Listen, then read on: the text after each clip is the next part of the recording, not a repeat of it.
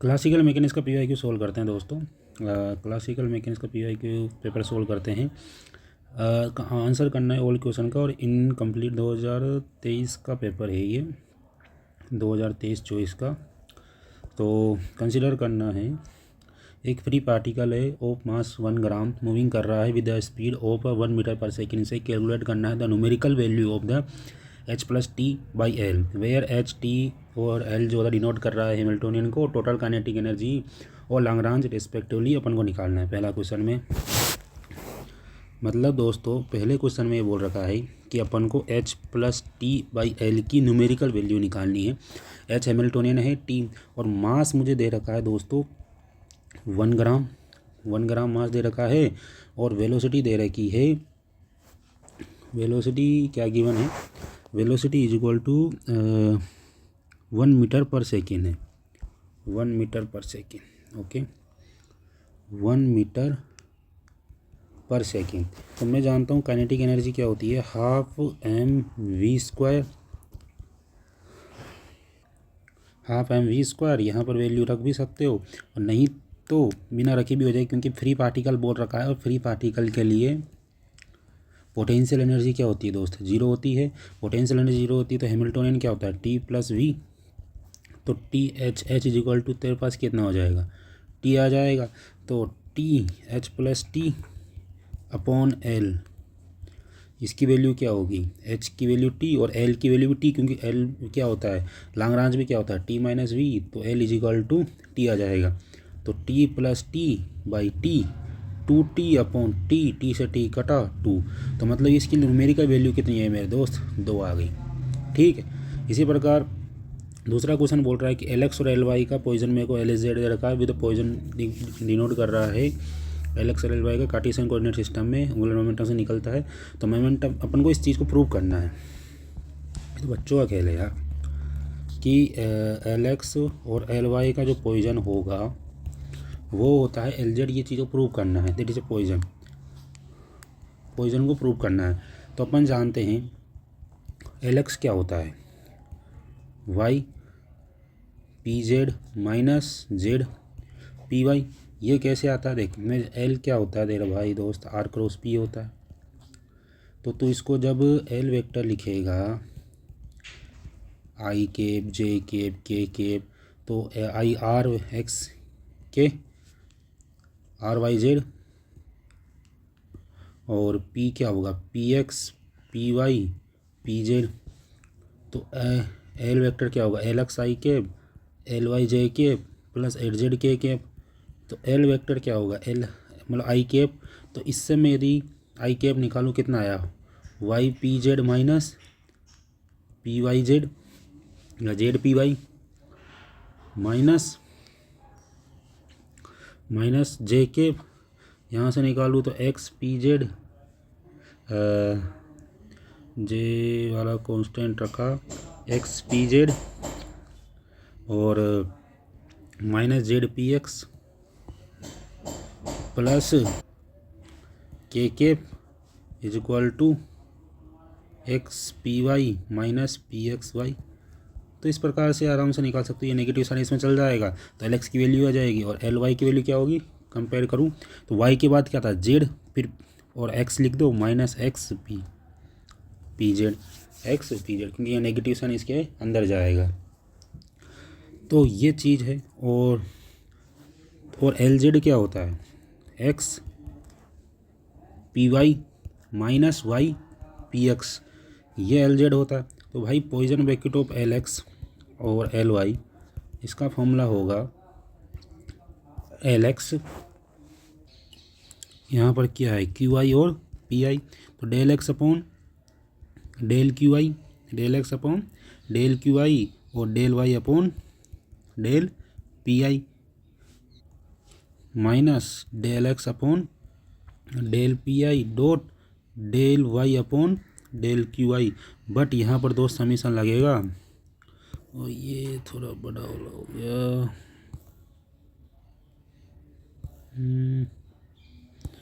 ये लग नहीं रहा, चलो कोई नहीं। तो इस प्रकार यहाँ समीशन लगेगा। समीशन का मतलब होता है दोस्त यहाँ पर Qi और Pi समीशन लगेगा, मतलब क्यू आई की रेंज क्या है, एक्स वाई जेड, और पी आई क्या है, पी एक्स, पी वाई और पी जेड। तो क्यू आई और पी आई का जो कॉम्बो बनेगा, एक्स पी एक्स बन सकता है, वाई पी वाई बन सकता है, जेड पी जेड बन सकता है। ठीक है, तो मैं यहाँ समीशन लगाऊंगा, तो मैं एक्स की टर्म्स में कर सकता हूँ, del x upon x del x dot del y upon del p x minus del l x upon del p x dot del y upon del x plus, अब y की terms में टूटेगा, del x upon del y, y comma p y, del y upon del p y minus del x upon del y और dot del x del y upon del p y plus del l x upon del z और del y upon del p z minus del l x upon del p z dot y upon del z. तो तुम जब expression निकालोगे इससे, ये अपन को L x पता है, एल वाई पता है, तो इससे एल एक्स और एल वाई इन सब की वैल्यू निकालोगे। ये तुम्हें एल एक्स पता है, एल एक्स क्या है, y p z minus z p y. इससे तुम्हें del l x upon del x निकाला 0, del l x upon del y निकाला p z, del l x upon del z निकाला minus p y, और del l x upon del p x निकाला 0, del l x upon del p y निकाला minus z, del l x upon del p z निकाला y. इसी प्रकार l y के लिए होगा z p x minus x p z, इसके लिए del y upon del x minus p z, del l y upon del y 0, del l z upon del z p x, del l y upon p x कितना z, del l y upon del p y 0, del l y upon del p z is equal to minus x है नहीं है। ये L y के लिए ये अब L Z बचा, तो एल जेड क्या होता है, एल जेड के बाद क्या था x, x y minus Y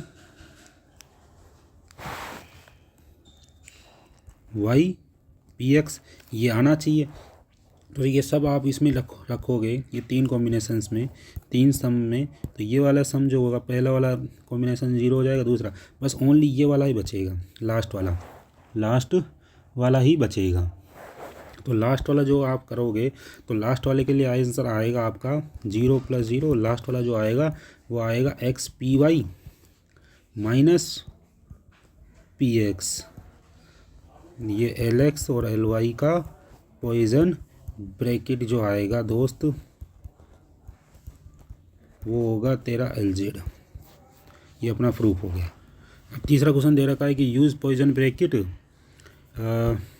weather the given transformation equation are canonical in nature. P is equal to, मतलब मुझे क्या इक्वेशन दे रखा है, p is equal to capital Q ten q और small p is equal to e capital P is equal to sine Q.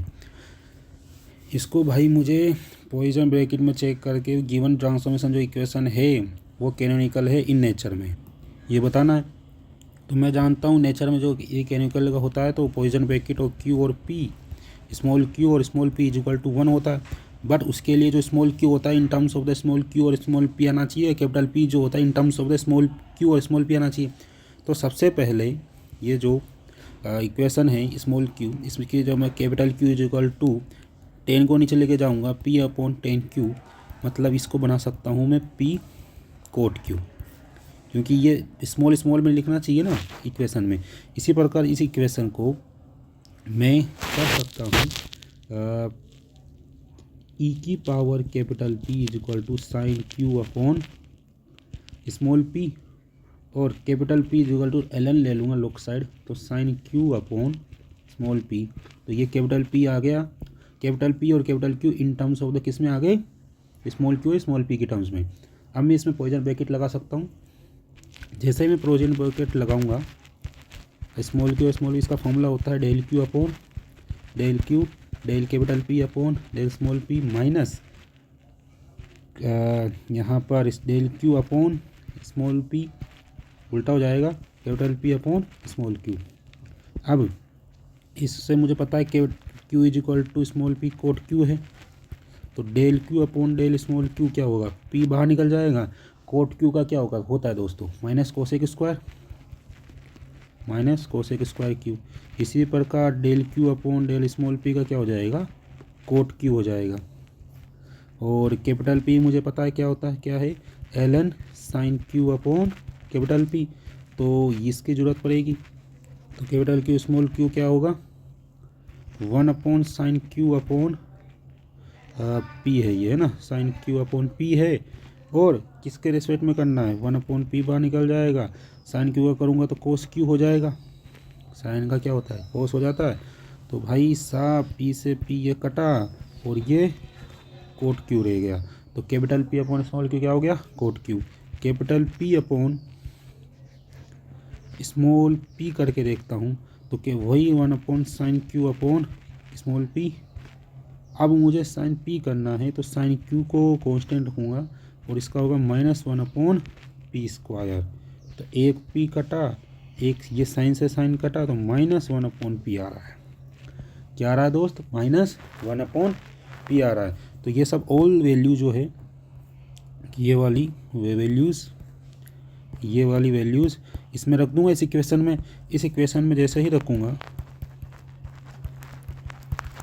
पहले क्या रखना है दोस्त, कैपिटल क्यू ये वाला minus p cosec square q dot del capital P upon small p, that is called ये -1 upon p minus del capital Q upon ये वाला हो गया कोट क्यू, और capital P upon small q ये भी कोट क्यू, तो cot square q बन गया।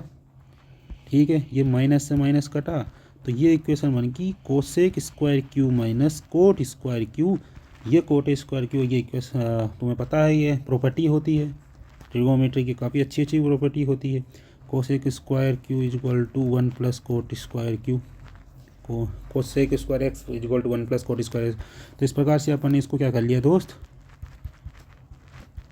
प्रूव कर लिया। ओके, अब नेक्स्ट क्वेश्चन देखते हैं। चौथा क्वेश्चन क्या बोल रहा है दोस्त, कैलकुलेट करना the value of alpha beta the q is equal to, q की वैल्यू दे रखी है, q alpha cos beta small p, और कैपिटल पी की वैल्यू देगी क्यू की पावर एल्फा साइन बीटा और स्मॉल पी।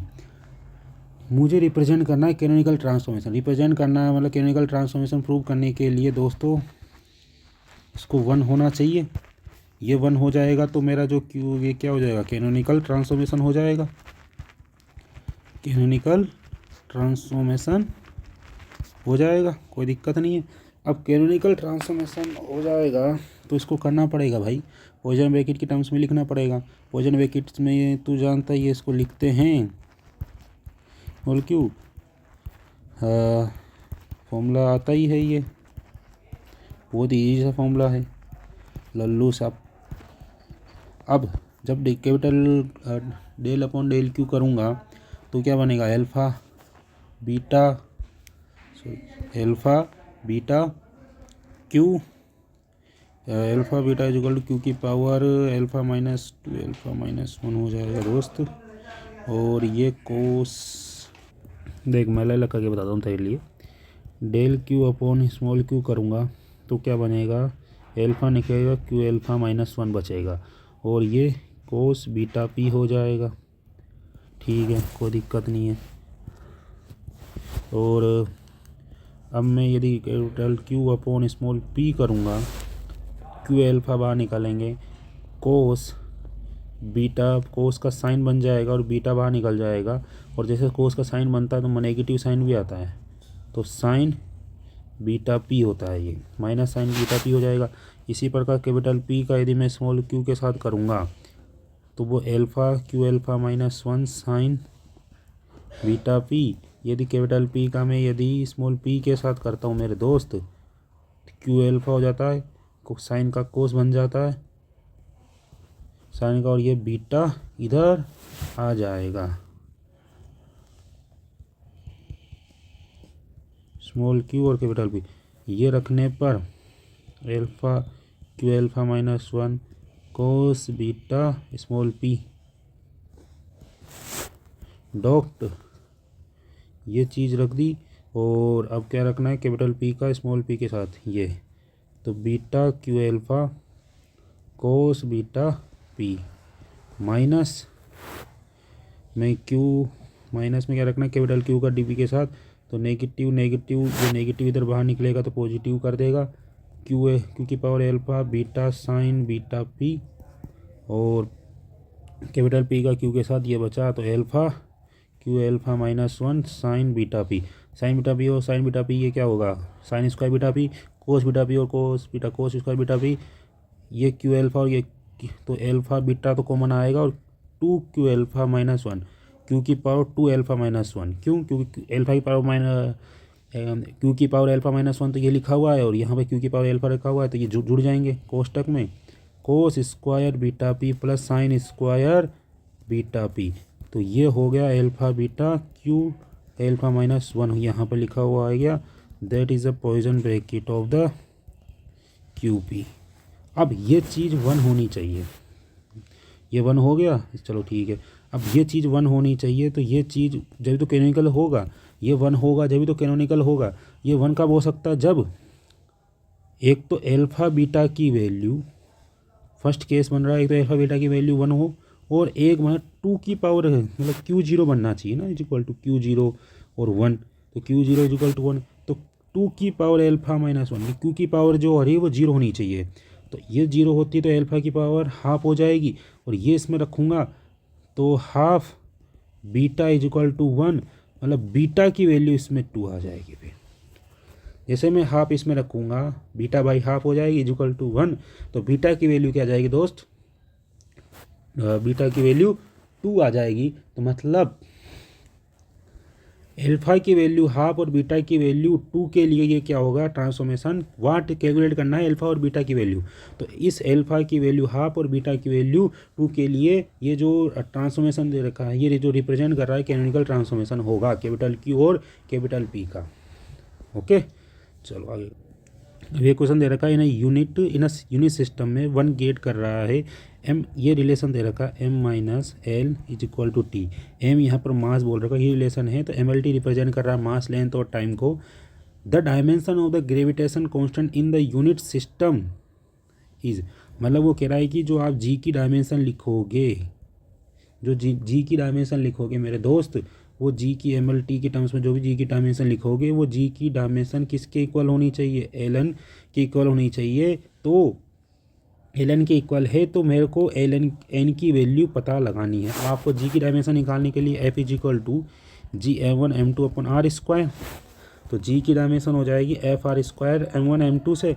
तो जी क्या होता है, न्यूटन, तो न्यूटन की डायमेंशन क्या होती है, एम वन, न्यूटन बराबर मास इंटू एक्सेलरेशन, तो न्यूटन की डायमेंशन होती है m mass into acceleration t minus two, यहाँ पर एल टू और यहाँ पर नीचे दो मास है तो एम टू। तो मेरे पास जो जी की डायमेंशन आ जाएगी वो जी की डायमेंशन हो जाएगी मेरे पास दोस्त, जो मेरे पास जो जी की डायमेंशन आएगी वो होगी m minus one l three और टी माइनस वन। ठीक है, अब मुझे बोल रहा है कि एम माइनस वन को आप एल लो, चलो एम माइनस वन को मैंने एल लेना है, ठीक है, एल को एल ही ले लिया, टी को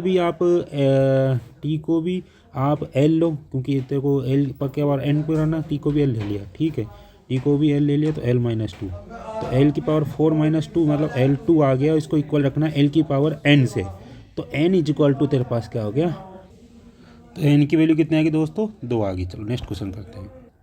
सिक्स क्वेश्चन करते हैं कि अपन को हैमिल्टोनियन दे रखा है और बी वेयर ए और बी कॉन्स्टेंट है, इवेल्यूएट करना है D Q upon D Q one Q two upon D T is using the poison bracket. Poison bracket का यूज़ करते हुए करना है। डू यू नीड क्या है, एनी स्पेसिफिक कंडीशन इफ यदि Q1 Q2 अपीयर कर रहा है, बी अ कांस्टेंट, क्या है, बी अ कांस्टेंट, मुझे नो देख। यदि कोई भी तेरे पास ए है, ए और यदि एच का तू पॉइजन ब्रैकेट निकालता तो वो होता है ए डॉट। ए यदि कोई कोऑर्डिनेट है, ये क्यू ले ले क्यू, या क्यू और एच का तू निकाल रहा है तो वो होता है क्यू डॉट, ठीक है। अब तेरे पास यहाँ पर क्यू की जगह क्या दे रखा है, dq1 dq2 दे रखा है अपॉन dt। इसको मैं लिख सकता हूँ dq अपॉन dt, इसको लिख सकता हूँ da अपॉन dt। उसी प्रकार है मेरे भाई, तो ये भी क्या हो जाएगा, Q1 और Q2 जो होगा वह हैमिल्टन के साथ क्या होगा, पॉइजन ब्रैकेट होगा। दैट इज इंपॉर्टेंट प्रॉपर्टी होती है, ठीक है। तो Q1 और Q2 का क्या होगा, हैमिल्टन के साथ H होगा। तो इसका फॉर्मूला अपन जानते ही हैं, समीशन आई Q1 Q2 का डेल अपॉन डेल QI के साथ और del H upon del PI के साथ minus del Q1 upon del Q del PI के साथ dot del H upon del QI के साथ। अब QI क्या हो सकते हैं यहाँ पर, Q1 और Q2, और PI क्या हो सकते हैं मेरे दोस्त, PI क्या हो सकते हैं डेरिवेटिव, PI क्या हो सकते हैं P1 और P2। तो यहाँ पर जो समीशन होगा दो में टूटेगा नहीं टूटेगा, तो del Q1 Q2 upon del Q1 del H upon del P1 minus del Q1 upon Q2 upon del P1 del H upon del Q1। That is का ये Q1 और Q2 का पॉइजन ब्रैकेट टूट गया। प्लस लगाकर इस प्रकार से मैंने Q1 Q2 की टर्म्स, Q1 P1 की टर्म्स में लिख दिया और ये Q2 P2 की टर्म्स में लिख। तो देख, डेल Q1 Q2 का डेल P1 लिख या डेल Q1 Q2 का डेल P2 लिख, इसका तो जीरो होगा नहीं होगा दोस्त, इसका तो जीरो होगा। तो ये वाला टर्म्स जो है ये तो डायरेक्टली मैं क्या कर सकता हूँ, जीरो कर सकता हूँ। बची क्या, ये वाली और ये वाली। अब मैं सुन, जब मैं डेल Q1 Q2 का डेल Q1 के रेस्पेक्ट में कर रहा हूँ तो Q2 बाहर निकला और Q1 डॉट आया, आया नहीं आया। इसी प्रकार जब मैं डेल Q1 डेल Q2 का डेल Q2 के रेस्पेक्ट में कर रहा हूँ तो क्या आया, Q2 के रेस्पेक्ट में कर रहा हूँ तो यहाँ पर Q1 बार आया और डेल 2 का डॉट आया, आया नहीं आया। इसी प्रकार मुझे हैमिल्टन क्या दे रखा है, हैमिल्टन गिवन था, ये हैमिल्टन मैं दोबारा लिख देता हूँ आपके लिए। तो हैमिल्टन इज इक्वल टू है small Q1 P1 minus Q2 P2 minus A Q1 square plus B Q2 square. तो हैमिल्टन का इसमें यूज़ हो रहा है P1 के साथ, इसमें यूज़ हो रहा है P2 के साथ। तो P1 के साथ करता हूँ तो Q1 आएगा और 1 आएगा, माइनस ज़ीरो ज़ीरो ज़ीरो, तो मतलब Q1 ही आएगा, ठीक है। अब हैमिल्टन का P2 के साथ में करता हूँ ज़ीरो माइनस Q2, तो एक तो माइनस इसके वैल्यू क्या आ रही है, माइनस P2। तो ये सब वैल्यूज़ मैं यहाँ पर रख सकता हूँ, मतलब ये यूज़ आ जाएगी, ये यूज़ आ जाएगा, ये यूज़ आ जाएगा, ये यूज़ आ जाएगा। तो देख रखता हूँ मैं is equal to del Q1 के रेस्पेक्ट में Q2 Q1 डॉट, और यहाँ पर del H upon del P1 यानी कि Q1 रख दिया, माइनस ज़ीरो तो है था ऐसा नहीं, plus del Q1 upon Q2 del Q1 और डेल Q2 डॉट, फिर del H upon del P2 क्या होता है, डेल H अपॉन, देखिए ये अपना डेल H है अपॉन डेल P2, ये क्या है माइनस Q2 है। इसको मैं लिखूं दोस्त, तो Q1 Q2 dot Q1 plus Q1 Q2 dot, ये नेगेटिव साइन यहाँ आ रहा है, और Q, ये चीज़ सेम ही है, Q2 डॉट आ रहा है, Q1 Q2 आ रहा है, ये Q2 आ रहा है, ये कट जाएंगे और ये जीरो आ जाएगा। तो इस प्रकार से मैंने क्या कर लिया, poison bracket of Q1 Q2 का H के साथ पॉइजन ब्रैकेट यदि जीरो हो गया, that means Q1 Q2 time के रास्ते में जीरो हो जाएगा। तो मतलब Q1 और Q2 क्या हो जाएगा, मेरा कांस्टेंट हो जाएगा, कंजर्व क्वांटिटी हो जाएगी। अब ये पूछा हुआ था कि आपको पॉइजन ब्रैकेट यूज़ करके इवेल्युएट करना है, तो ये भाई जीरो हो जाएगा, कोई दिक्कत नहीं। क्या हमें नीड है इन स्पेसिफिक कंडीशन इफ यदि Q1 Q2 अपीयर करता है कॉन्स्टेंट ऑफ मोशन, तो Q1 डेल Q1 और del Q2 is equal to zero हो रहा है, दैट मीन्स Q1 Q2 एक कॉन्स्टेंट ऑफ मोशन है, मतलब एक कंजर्व क्वांटिटी है, तो मुझे कोई आवश्यकता ही नहीं है ना, नो। तो यहाँ लिखेंगे no special condition is net Q1 Q2 इज automatically constant of motion, Q1 Q2 हमेशा ऑटोमेटिकली कॉन्स्टेंट ऑफ मोशन हो जाएगा, तो मुझे कोई अन्य स्पेसिफिक कंडीशन की आवश्यकता ही नहीं। इस प्रोविजन ब्रैकेट से मैं बता दूंगा कि मेरा Q1 Q2 क्या होगा, कॉन्स्टेंट ऑफ मोशन हो जाएगा। ये क्वेश्चन दोस्तों जेनेटिक फंक्शन का मैंने 6 मिनट का वीडियो बनाया, जैसे इसके पहले वीडियो होगा उसमें फॉर्मूला रिवीजन करा रखा है मैंने पॉइजन और जेनेटिक फंक्शन का, तो वो देख लो आप। देखो जेनेटिक फंक्शन क्या होता है कि ओल्ड जेनेटिक जनरलाइज कोऑर्डिनेट और न्यू जनरलाइज कोऑर्डिनेट के बीच में रिलेशन बताता है, स्मॉल क्यू और कैपिटल क्यू और डी के बीच में। तो ये मुझे ट्रिक बताई थी, वो उसमें बहुत बहुत अच्छे तरीके से बता रखी है। तो अपना जो रिलेशन दे रखा है क्वेश्चन में, ये वाला रिलेशन दे रखा है, तो इसके लिए जो अब देखो क्यू और कैपिटल पी है, तो इसमें डिफरेंशियल पार्ट लिख दूंगा डी क्यू और कैपिटल डी डी पी। अब मुझे क्या था, इसकी ट्रिक मैंने बताई थी कि यदि यहाँ पर इसमें तो तुम डिफरेंशियल पार्ट लिखो, जिसका डिफरेंशियल पार्ट लिखो उसका अदर ओल्ड, अब ये ओल्ड आ रहा है तो यहाँ पर ओल्ड लिख दो कौन, अदर, तो क्यू के अलावा बचा कौन, पी। अब यहाँ न्यू आ रहा है तो अदर कौन बचा, न्यू है और पी आया, और इसका अदर कौन बचा, क्यू यहाँ लिख दो। साइन कैसे यूज़ करोगे, यहाँ पर इस टेबल से small P small q capital P और कैपिटल क्यू, यहाँ नेगेटिव, तो यहाँ पर स्मॉल क्यू और कैपिटल पी पर नेगेटिव आता है और सब पर पॉजिटिव आता है, तो स्मॉल क्यू और कैपिटल पी यहाँ पर नहीं आ रहा, तो यहाँ पॉजिटिव हो जाएगा, तो मतलब del f on del q का पी आएगा और del f upon del capital P का क्या होगा, क्यू आएगा। इस प्रकार मैंने 4 रिलेशन बताए थे, उस वीडियो को आप देख लिए, 6 मिनट का बहुत अच्छी तरह से समझा रखा है मैंने, ठीक है। तो मैं इसका डायरेक्ट यूज़ कर सकता हूँ यहाँ पर जेनेटिक फंक्शन का। देखो तो यहाँ पर जेनेटिक फंक्शन दे रखा है small q upon capital P is equal to q plus capital P का होल स्क्वायर।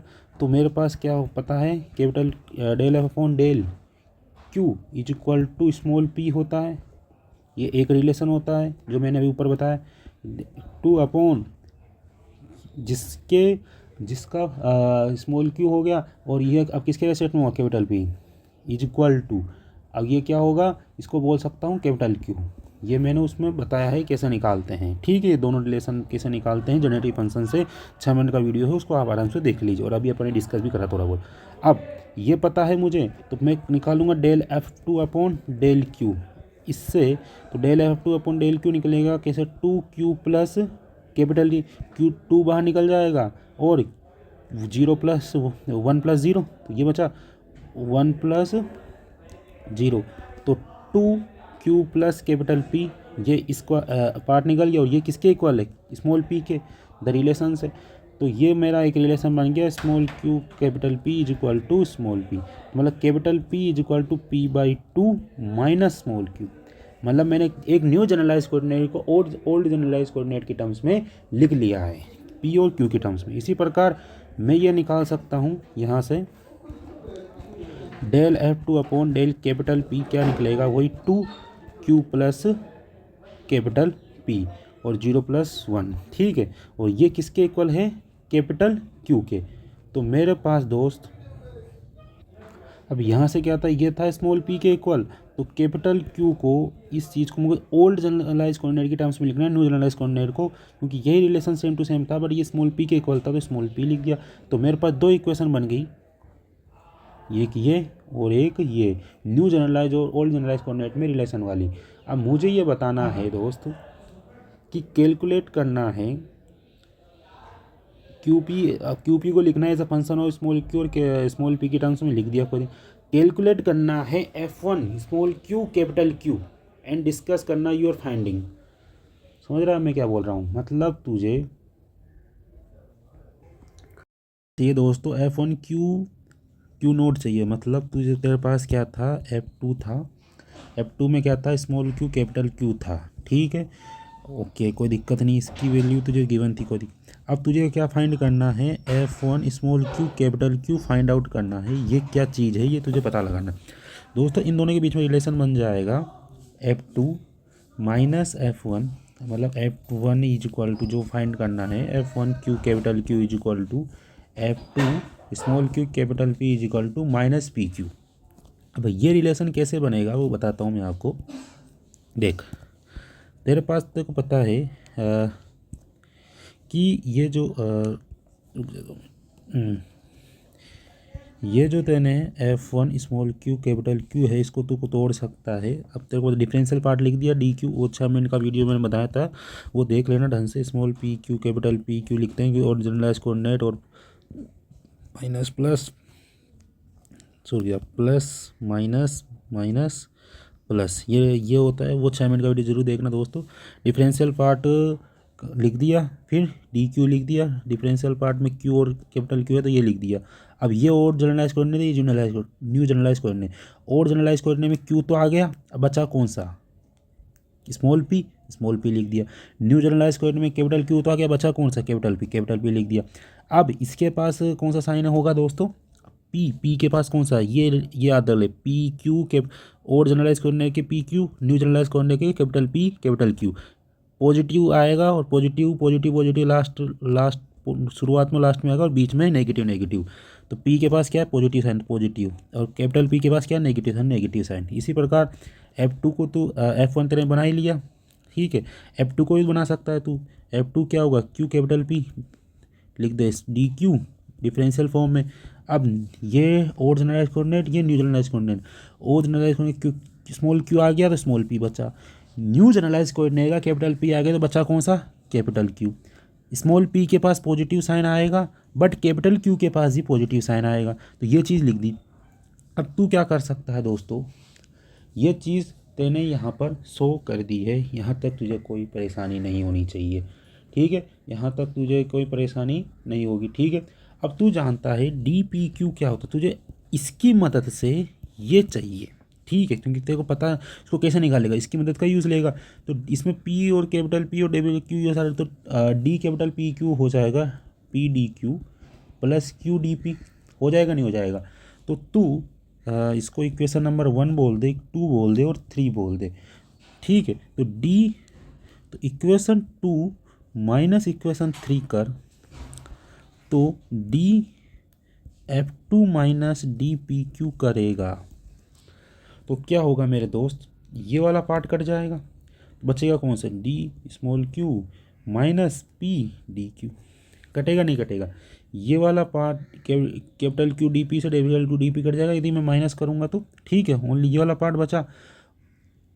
इसको काटने के बाद ये जो चीज़ बची है वो इसको इक्वेशन 1 है नहीं है, तो मतलब तेरे पास ये DF2 माइनस DPQ है। इस चीज़ को तू लिख सकता है differential part of F2 minus PQ। ये चीज़ तू यहाँ पर शो कर सकता है, इज इक्वल टू DF1। तो तेरे पास लास्ट में आ जाएगा F1 इज इक्वल टू, तो इसको लिख सकता है ये डिफरेंस, क्योंकि इसको अंदर जाएगा डिफरेंशियल F2, मैंने डिफरेंशियल ऑफ PQ ले रहा, तो यहाँ से तो डिफरेंशियल वाला पार्ट हटाएगा तो F2 minus PQ is equal to F1 आ जाएगा। मतलब F1 क्या था मेरे पास, किसमें था, Q स्मॉल कैपिटल Q में, इज इक्वल टू F2 क्या था, Q स्मॉल कैपिटल P में और माइनस PQ। तो ये रिलेशन तेरे पास आ गया। अब तेरे को F1 चाहिए तो F2 लिख दे भाई, F1, अब F1 चाहिए तो F2 की टर्म्स में लिख दे आराम से। तो F2 क्या था मेरे पास, F2 था स्मॉल क्यू कैपिटल P का होल स्क्वायर, बट मेरे को स्मॉल क्यू और कैपिटल Q की टर्म्स में चाहिए। स्मॉल क्यू को चेंज नहीं करूँगा, कैपिटल P को मैं लिख सकता हूँ Q/2 माइनस क्यू का होल, ये कैपिटल Q से कैपिटल Q कट जाएगा, मतलब Q² 4 बजे। क्यों, कैपिटल P को मैं इस टर्म्स में लिख सकता हूँ क्योंकि मैंने रिलेशन निकाला है आराम से। तो कैपिटल P को मैंने लिख दिया है इस प्रकार से, कैपिटल P को लिख सकता हूँ P/2 माइनस क्यू, और कैपिटल स्मॉल p क्या है, capital Q/2 minus small q। कोई दिक्कत थोड़ी है मेरे दोस्त, दिक्कत नहीं है, ठीक है। F2 निकल चुका है मेरा, ये F2 की वैल्यू आराम से निकल गई है कैपिटल Q की टर्म्स में। तो F1 is equal to small q capital Q is equal to Q² 4 minus P की जगह मैं क्या लूँगा, स्मॉल पी की जगह कैपिटल पी की जगह कहाँ गया, कैपिटल पी की जगह में स्मॉल पी बाई टू, मतलब क्या यूज़ करूँगा मैं, small p by two minus q, मतलब कैपिटल क्यू बाई टू। तो capital Q by q, two minus q, और यहाँ पर क्यू तो है ही सनी, तो q square by four minus q square by two minus q, तो मतलब ये बचा मेरे पास दोस्त capital Q small q, capital क्योंकि नेगेटिव नेगेटिव पॉजिटिव हो गया, capital Q small Q minus q square by four, F1 small q capital Q, ये मैंने निकाल लिया। ये तो इजी है, v maximum we minimum there का डिनोट कर रहा है हाईएस्ट स्पीड और लोवेस्ट स्पीड को रेस्पेक्टिवली और the planet moving the around सन।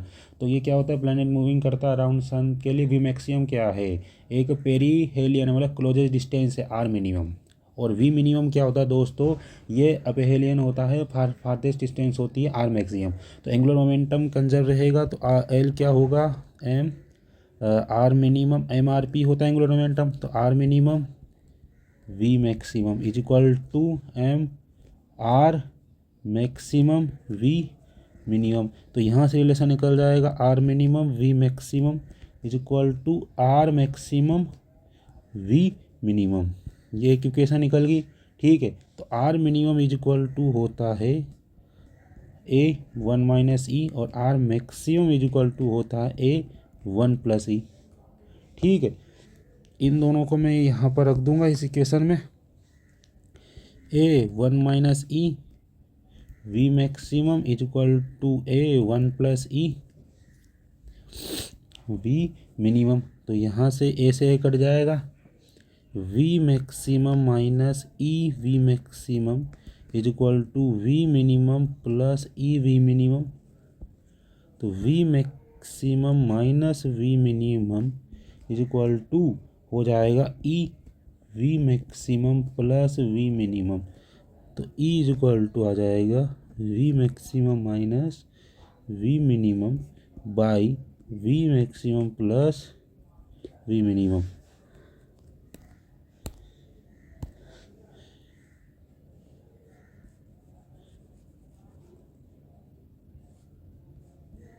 ठीक है, तो ये मेरे पास ये चीज़ है जो प्रूफ हो गया।